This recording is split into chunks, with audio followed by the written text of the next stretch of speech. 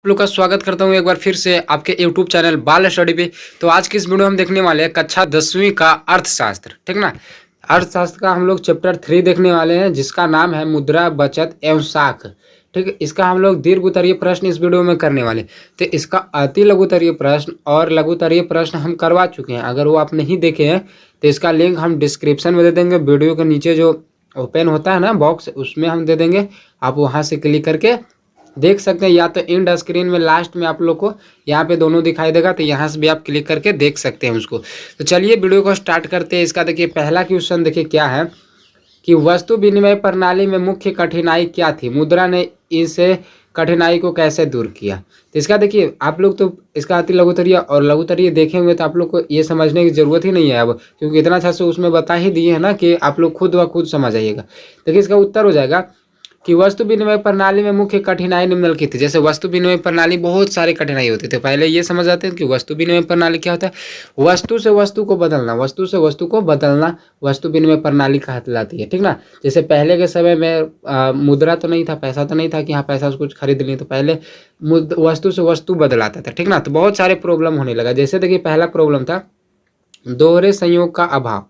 इसमें क्या देखिए हो जाएगा कि वस्तु विनिमय प्रणाली में आवश्यकताओं के दोहरे संयोग का अभाव था। इसके अंतर्गत ऐसे दो व्यक्तियों में संपर्क होना आवश्यक है जिनके पास एक दूसरे की आवश्यकता की वस्तुएं हो। यानी कि इसमें दो व्यक्तियों ऐसा हो जिसमें मतलब क्या हो, एक दूसरे के सहायता का आवश्यकता हो। अगर मान के चलिए मेरे पास अगर भैंस है और आपके पास गाय है, और हम चाह रहे हैं कि नहीं गाय लेंगे और आप चाह रहे हैं कि नहीं भैंस लेंगे, तो हम दोनों में जो है क्या हो जाएगा, विनिमय प्रणाली हो जाएगा, हम दोनों में आराम से हो जाएगा। लेकिन मान के चलिए मेरे पास भैंस है, ठीक है, हमारे पास आपके पास गाय है, और क्या चाह रहे हैं कि हम मतलब गाय ले लें और हम भैंस भी रखें, और आपको मतलब कुछ हम ना देते। ये क्या विनिमय प्रणाली हो सकता है? नहीं हो सकता ना। तो इसलिए क्या होने लगा, बहुत ही इसमें प्रॉब्लम होने लगा। जिनके पास एक दूसरे के आवश्यकता की वस्तु है, वास्तविक जीवन में इस प्रकार का कुछ बहुत कठिनाइयों से होता है। इसमें देखिए बहुत सारे कठिनाई होता है। जैसे हमको गेहूं चाहिए और आपको चाहिए कपड़ा चाहिए, तो फिर गेहूं और कपड़ा में चेंज नहीं हो सकता है, नहीं ना हो सकता है। हाँ, चावल गेहूं में आपस में चेंज हो सकता है कि मेरे पास चावल आपके पास गेहूं है तो आपस में चेंज कर लीजिएगा, लेकिन कपड़ा है तो वो कैसे चेंज कर सकते हैं? नहीं कर सकते। देखिए अब ये देखिए है कि मापन की कठिनाई। एक समान मापदंड के अभाव के कारण दो वस्तुओं के बीच विनिमय का अनुपात निश्चित करना कठिन था। जैसे 1 किलोग्राम गेहूं के बदले कितने गाय या कपड़े दिया जाए, यह तय मुश्किल था। जैसे 1 किलोग्राम गेहूं के लिए कितना गाय दिया जाए या कितना कपड़ा दिया जाए, ये बताना बहुत ही मुश्किल था, यानी मापदंड भी नहीं होता था, ठीक ना। चलिए देखिए अगला देखिए है कि यहाँ पे देखिए, यहाँ पे है कि अविभाज्य वस्तुओं के विनिमय में उत्पन्न समस्या है। देखिए और बहुत सारी समस्याएं उत्पन्न हुई। जैसे देखिए यहाँ पे है कि पशुओं को विनिमय करने में काफ़ी कठिनाइयों का सामना करना पड़ता था। यानी कि वो पशुओं को जो बेचने में जो है ना, बेचने में काफ़ी कठिनाई का सामना करना पड़ता था, क्योंकि इनके विभाज्य करने पर इनकी उपयोगिता नष्ट हो जाती है। जैसे 1 मीटर कपड़े के बदले घोड़े या गाय का विनिमय। जैसे 1 मीटर कपड़ा अगर हमको लेना है तो उसके बदले घोड़ा या गाय का विनिमय करना पड़ता था, ठीक ना। देखिए अब अगला कि भविष्य में भुगतान की कठिनाई। कुछ ऐसी वस्तुएं जो उधार के तौर पर दूसरे व्यक्ति से ली गई, यदि उसे कुछ वर्षों बाद वापस कर दी जाती है तो उसकी उपयोगिता या तो घट जाती है या तो समाप्त हो जाती है। जैसे अब मान के चलिए कोई वस्तु हम लिए, ठीक ना, किसी से, अब बोलेंगे कि 1 साल के बाद दे देंगे। मान के चलिए हम गाय लिए, ठीक ना, गाय तो पारने भी नहीं आता, फिर भी कोशिश करते, देखिए बकरा पर गया, कुछ नहीं पड़ा। मान के चलिए ये गाय है, ठीक, और गाय किसी से हम 1 साल के लिए उधार लिए और बोलेंगे कि 1 साल के बाद ले लिया, तो क्या होगा, उसका उपयोगिता घटेगा कि नहीं? ये गाय बूढ़ी हो जाएगी ना, उपयोगिता इसका घट गया। तो बहुत सारी समस्याएं होती थी। तो ये था पहला का उत्तर, आप लोग लिख लीजिएगा। देखिए दूसरा है, देखिए दूसरा क्या है कि मुद्रा के विकास की विवेचना करें। इसका देखिए उत्तर हो जाएगा कि वस्तु विनिमय प्रणाली की कठिनाइयों ने ही मुद्रा को जन्म दिया। ये जो वस्तु विनिमय की जो प्रणाली जो था, यानी जो वस्तु से वस्तु जो बदलाता था, उसी में बहुत सारे कठिनाई होने लगे। तो उसी के कारण क्या हुआ, मुद्रा का जन्म हुआ। उसी के कारण क्या हुआ, मुद्रा का जन्म हुआ। परंतु मुद्रा का आविष्कार अचानक नहीं हुआ। मुद्रा के रूप में समय समय पर परिवर्तन होते रहे हैं। विभिन्न देशों एवं विभिन्न जातियों में जो मुद्रा व्यवस्था प्रचलित थी वह भी एक दूसरे से सर्वथा भिन्न थी। देखिए अब देखिए हम निम्न वर्गों में बांट सकते हैं।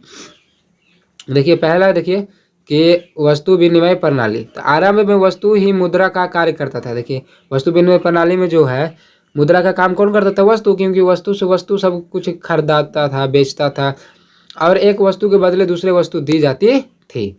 देखिए है वस्तु मुद्रा। इसमें युगों के अनुसार वस्तुओं को मुद्रा के रूप में प्रयोग किया जाता था। जैसे आखेट युग में जानवरों के खाल या चमड़े का, पशुपालन युग गाय बैल बकरी आदि पशुओं तथा कृषि युग में किसी कृषि पदार्थों का प्रयोग मुद्रा के रूप में किया जाता था। ये सभी जो देख रहे हैं ना, खाल वगैरह जानवर के खाल, गाय भैंस बैल बकरी, ये सभी जो है ना मुद्रा के रूप में प्रयोग लाया जाता था, मुद्रा के प्रयोग में रूप में लाया जाता था।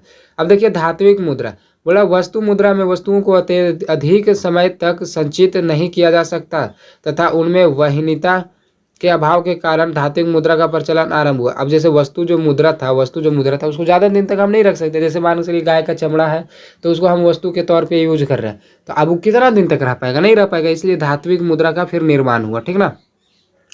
कौन कौन सा? देखिए लोहा, तांबा, चांदी, सोना इत्यादि सभी का प्रयोग के रूप में लाने लगा।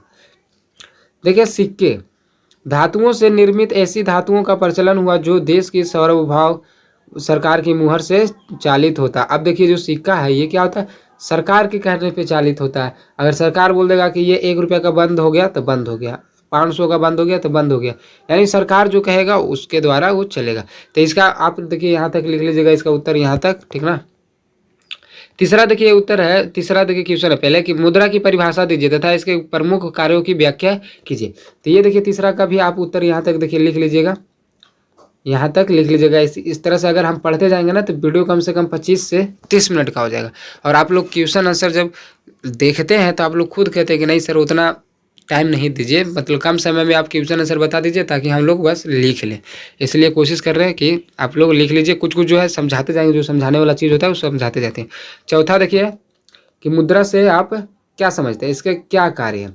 इसका उत्तर हो जाएगा कि मुद्रा एक ऐसी वस्तु है जिससे हम सभी परिचित हैं तथा जिसका हम नित्य व्यवहार के कार्यों में प्रयोग करते हैं, यानी नित्य प्रतिदिन, यानी दिन भर, यानी डेली हम लोग इसका क्या करते हैं? मुद्रा का प्रयोग करते हैं। इस प्रकार मुद्रा का हमारे आर्थिक जीवन में बड़ा ही महत्वपूर्ण स्थान है। यह निम्नलिखित महत्वपूर्ण कार्यों को संपन्न करते हैं। जैसे देखिए पहला है कि विनिमय के माध्यम के रूप में, जैसे मुद्रा विनिमय का सबसे बड़ा माध्यम है। इसका सहायता से हम कोई भी वस्तु को किसी समय अपनी आवश्यकताओं के अनुसार खरीद सकते हैं कि नहीं।